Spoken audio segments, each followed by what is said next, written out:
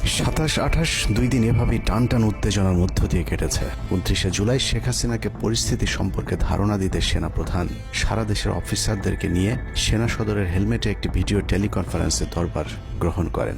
সেই কনফারেন্স অপারেটরের অসাবধানতাবশত স্ক্রিনে হঠাৎ করে ক্যামেরা টার্ন অফ করা HPM নামে একটি বক্স ভেসে উঠেছিল।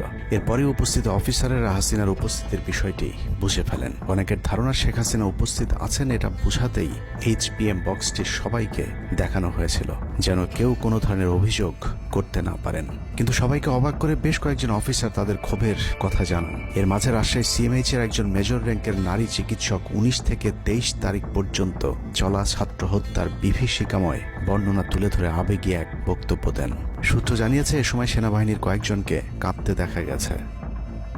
একদিকে সেনাবাহিনীর উচ্চপদস্থ অফিসারদের মারমুখী অবস্থান, অন্যদিকে বেশিরভাগ জুনিয়রদের নিষ্ক্রিয়তার মধ্য দিয়ে সেনাবাহিনীতে স্পষ্ট দুটি ভাগ লক্ষ্য করা যায়।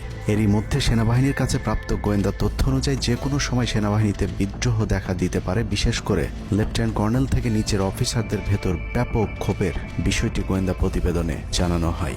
সেই প্রেক্ষিতে 3 তারিখ শর্ট নোটিসে আরেকটি টেলিকনফারেন্স কল করা হয়। মূলত ওই রিপোর্টের প্রেক্ষিতে হাসিনার বিশ্বস্ত ওয়াকার হাসিনা থেকে মুখ ফিরিয়ে নেন, কারণ হাসিনাকে বাঁচাতে গিয়ে তিনি নিজের জীবন বিপদে ফেলতে চাননি।